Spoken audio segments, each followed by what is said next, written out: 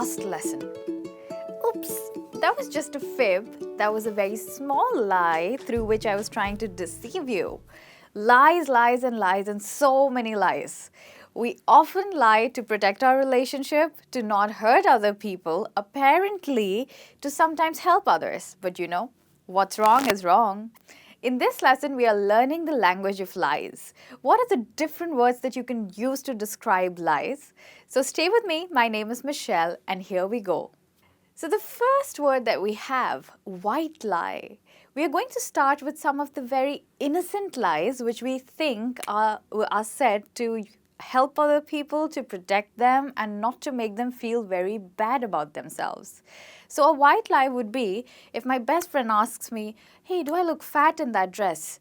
Of course, I don't want to hurt her. I know that she's looking fat, but then she doesn't have another option to wear right now. So I would just say, no, you look fine. That's okay.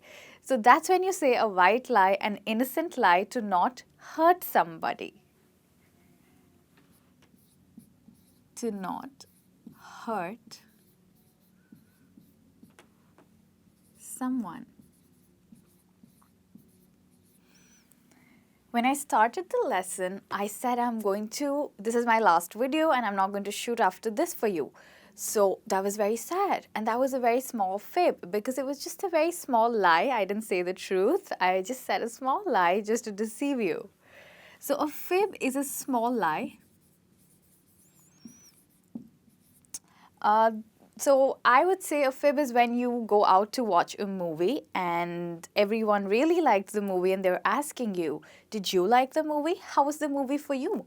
And you actually didn't like the movie too much, but you don't have an option. You don't want to hurt your friends, especially the one who took you out for a movie. You'd say, no, I think it was a fine movie. It was a good movie. So that's a fib, all right? So you're saying a fib when you said that I enjoyed the movie. So the first two in terms of degree are the innocent lies, the soft lies through which you don't want to hurt other people. Innocent lies.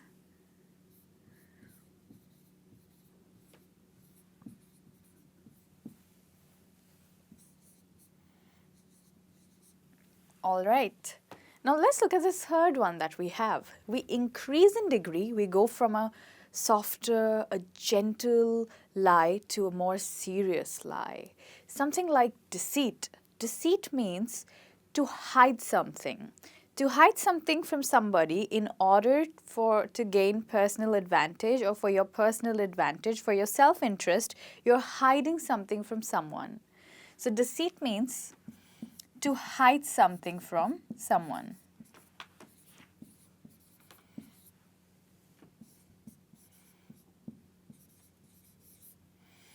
Right.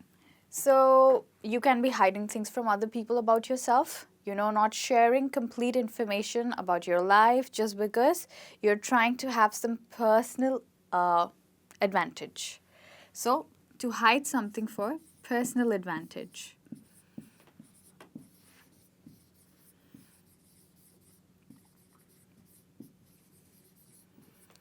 It's not a very great thing to be deceitful, but sometimes we end up being that at interviews. So at those times, you tend to say out the things which you think will be preferable so that the employer thinks that you're the most perfect candidate for the job.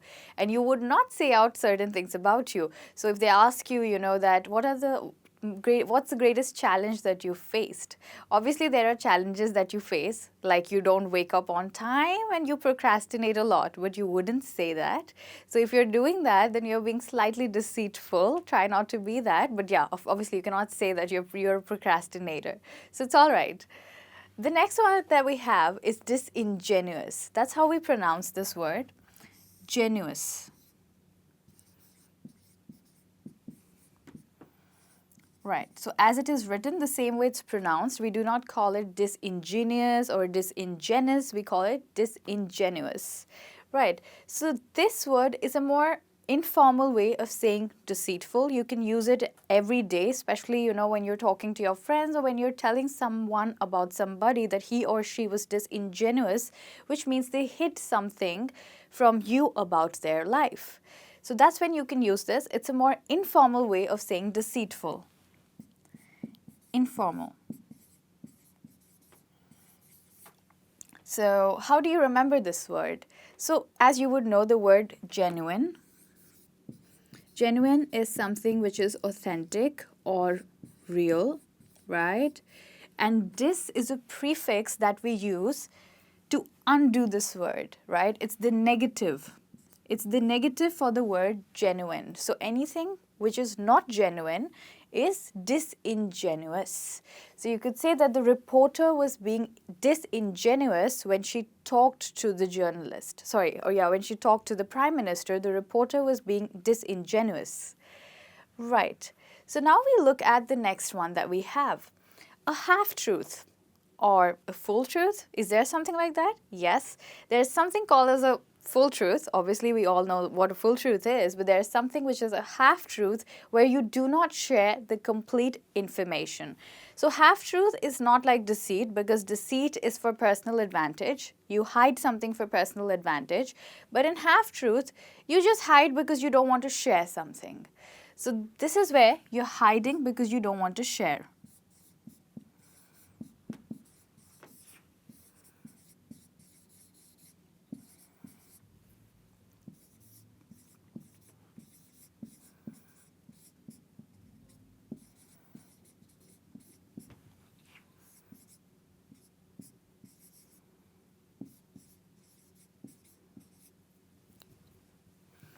So Jamie said the half-truth when she said that she likes Mark, because somewhere deep inside she liked John as well. So she never shared the information that she liked John, but she only said she likes Mark.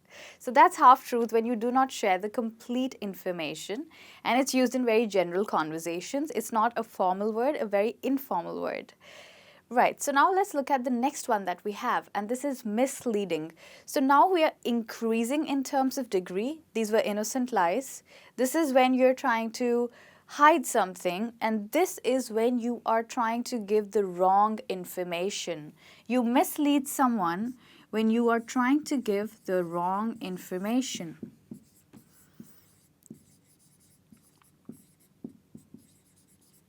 So misleading is something that a robber or a murderer might do to a police officer if he's trying to hide about his movements on the night he murdered someone. So he would mislead the police officer by not telling him the truth and telling him a different story entirely. So he'll fabricate a new story. And that's the next one that you see on the board. To fabricate a story means to create a new story or to spin a tale. To fabricate a story means to spin a tale. So tale means same as story, and fabricate. So fabricate, this word comes from the word fabric, right?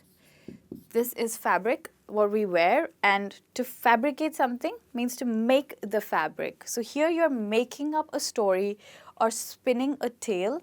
Tale also means story. So you're spinning a tale, and in other cases you could say concoct a tale.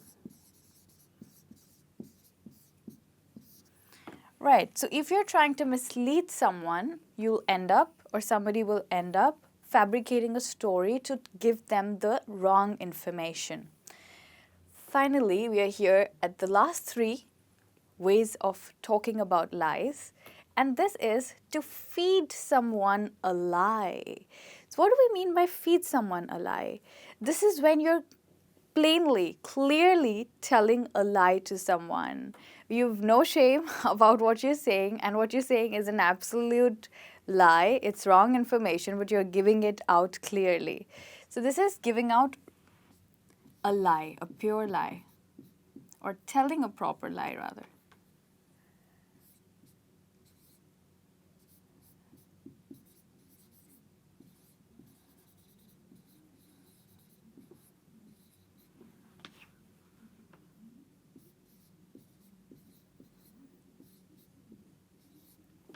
Right.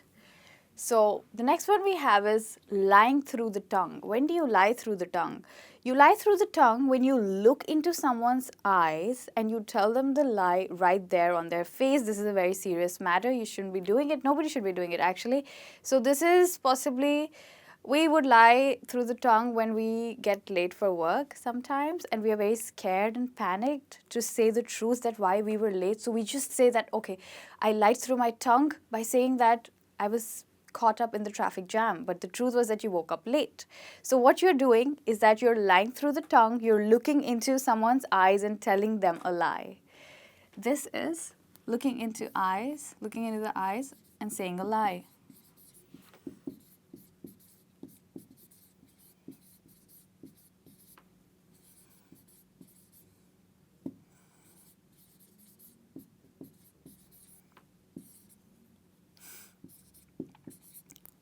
The last one that we have is a pack of lies.